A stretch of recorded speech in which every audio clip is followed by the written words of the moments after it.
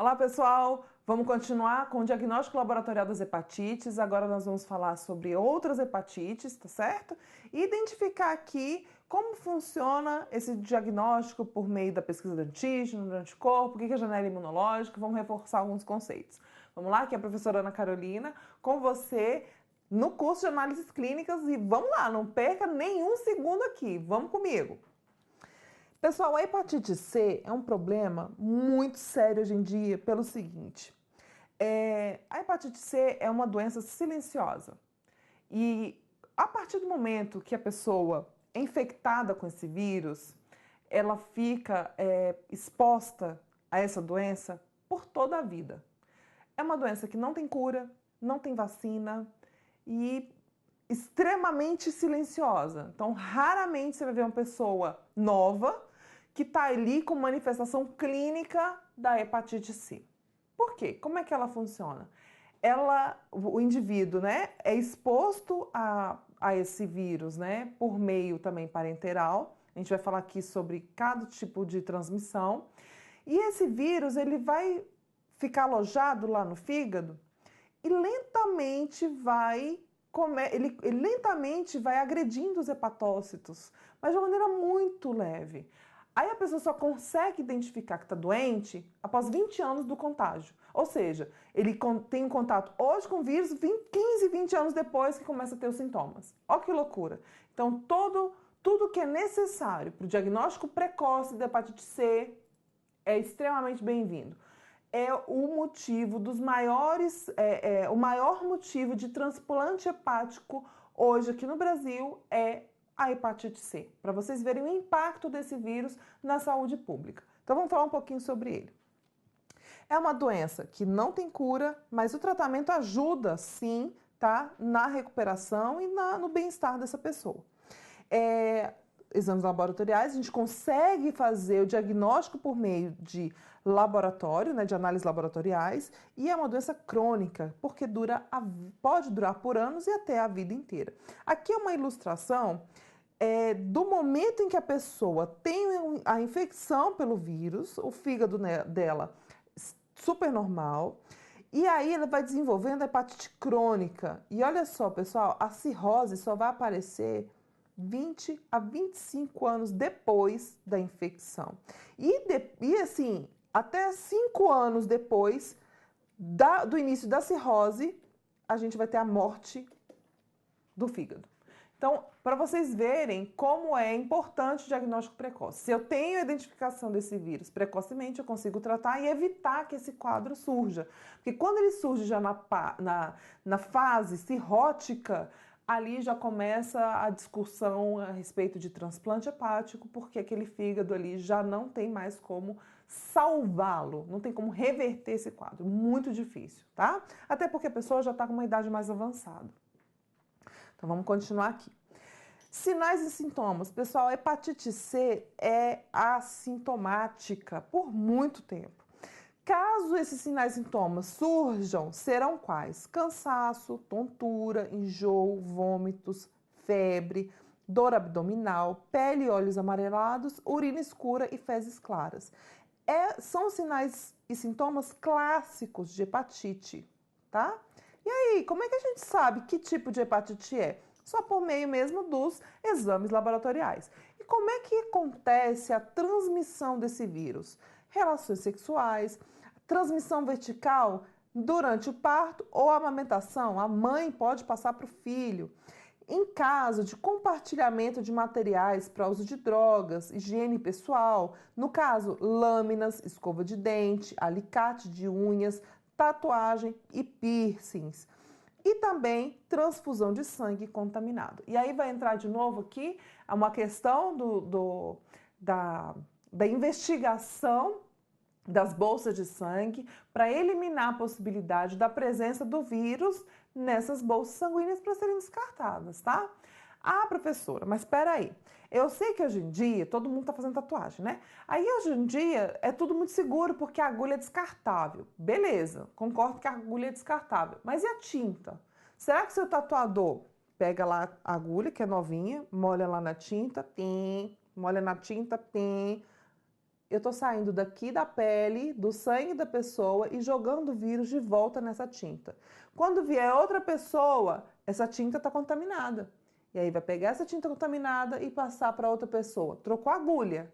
Mas adiantou se a tinta que foi usada numa pessoa contaminada passar para uma seguinte? Não adiantou nada, o vírus está lá. É um dos vírus mais resistentes que a gente tem na natureza, é o vírus da hepatite C. Muito mais do que, inclusive, o próprio vírus do HIV, tá?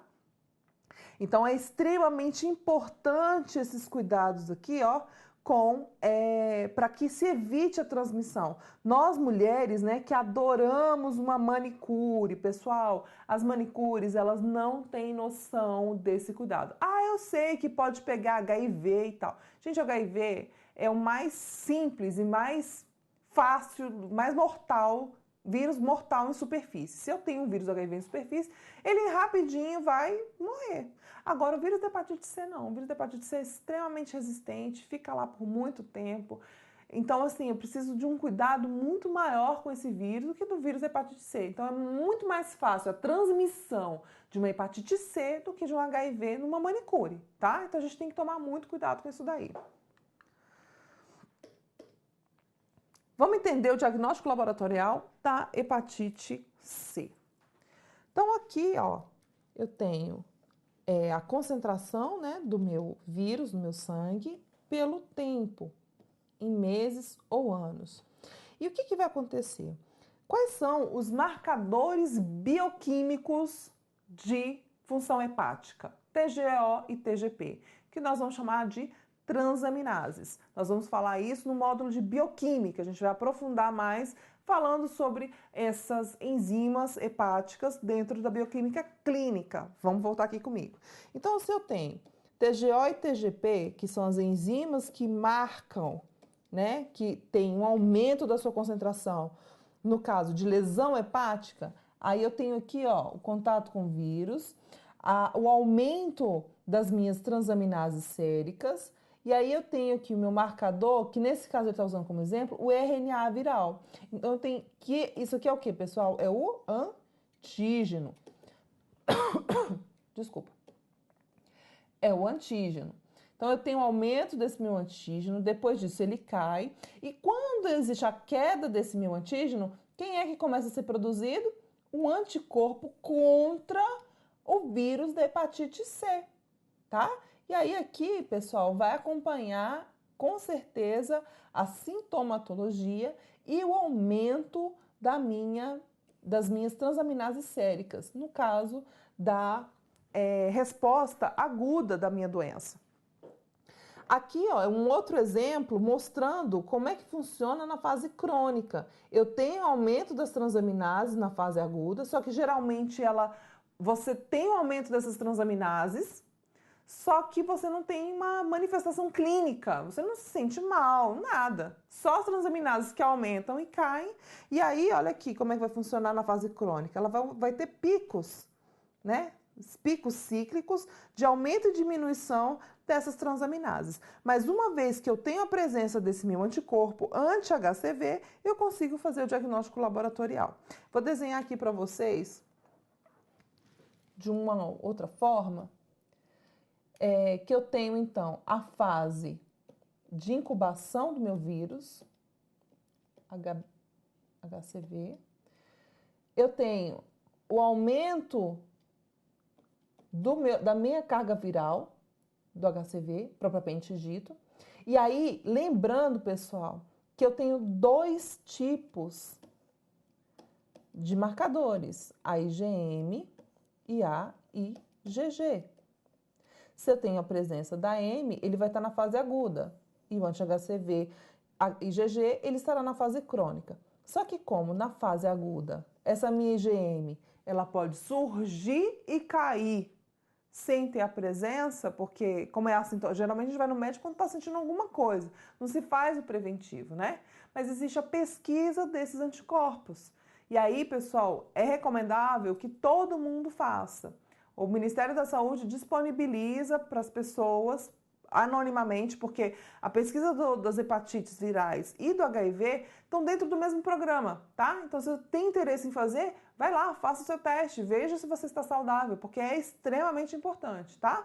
Então, isso daqui é batata para cair em prova de concurso. Se no seu edital estiver pedindo diagnósticos laboratoriais das hepatites, ele vai te cobrar isso daqui, o diagnóstico laboratorial da hepatite C. Então, é uma hepatite crônica que eu tenho esses dois marcadores, tanto o antígeno quanto o anticorpo. Vamos passar aqui para a hepatite D. A hepatite D é uma hepatite curiosa, porque ela só vai acontecer em pacientes que estão infectados pela hepatite B. Então, a hepatite D, ela acompanha a hepatite D. Ou a hepatite D acompanha a hepatite B. Isso mesmo, tá? Então, se a pessoa não teve contato com o vírus da hepatite B, o vírus da hepatite D não será possível a sua infecção, por conta da própria estrutura viral. Então, olha só, pacientes cronicamente infectados pelo vírus da hepatite B, a infecção concomitante com o vírus da hepatite D vai acelerar a progressão da doença crônica. A pessoa tende a piorar muito quando ele é infectado pelo vírus da hepatite D, quando já está doente pela hepatite B. E é extremamente importante uma outra situação. A vacina contra o vírus da hepatite B de bola também defende o corpo da gente, deixa o nosso organismo imune contra o vírus da hepatite D de dado, beleza? Então, se eu vacino contra uma, tá valendo para as duas. E como é que funciona? Não tem cura e o tratamento pode ajudar.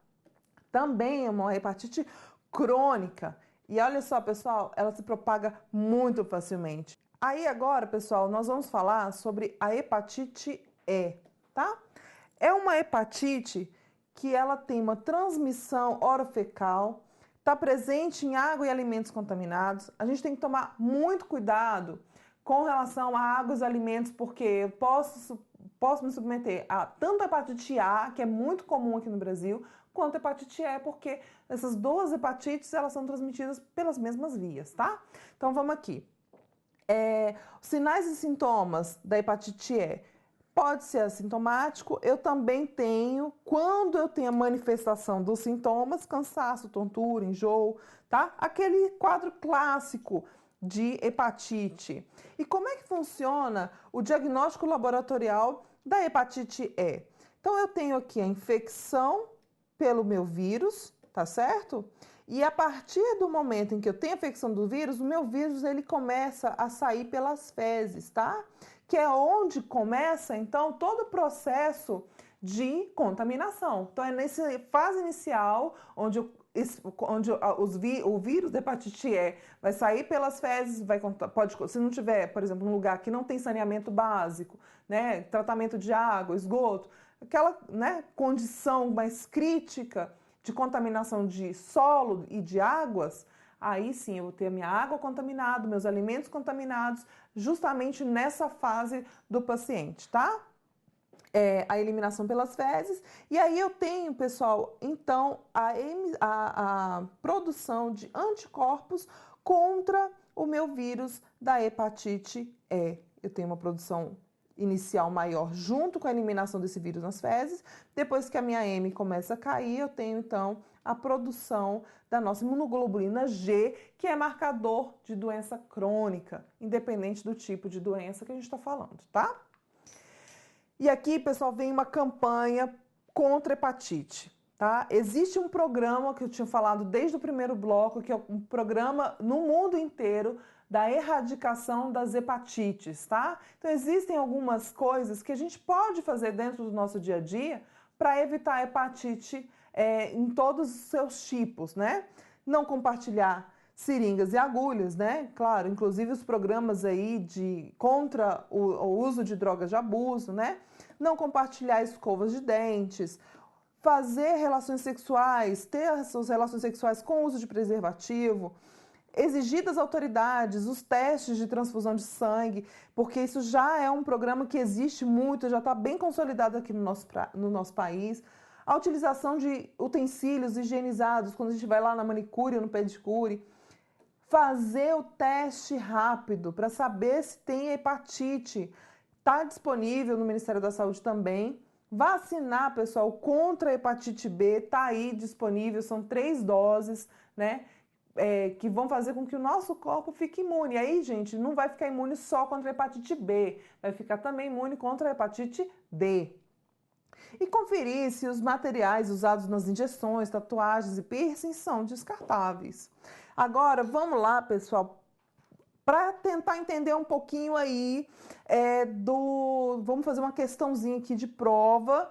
Essa questão caiu aqui no concurso da Secretaria de Saúde do Distrito Federal em 2014, pela IADES, e diz o seguinte: o vírus patogênico de alta resistência, causador de doença potencialmente letal, que permanece viável em instrumentos por mais de 2 semanas. Olha a resistência desse vírus. Que pode ser transmitido em quantidades ínfimas de sangue, ou até mesmo pela saliva, e que é sensível ao hipoclorito de sódio, glutaraldeído e desinfetantes iodóforos, e possui vacina, Esse possui vacina aqui, pessoal, já começa a dar uma resposta aí para vocês, tá certo? Porque é o seguinte, se tem vacina, não são todas as hepatites que a gente tem vacina. Qual é a hepatite que a gente tem vacina?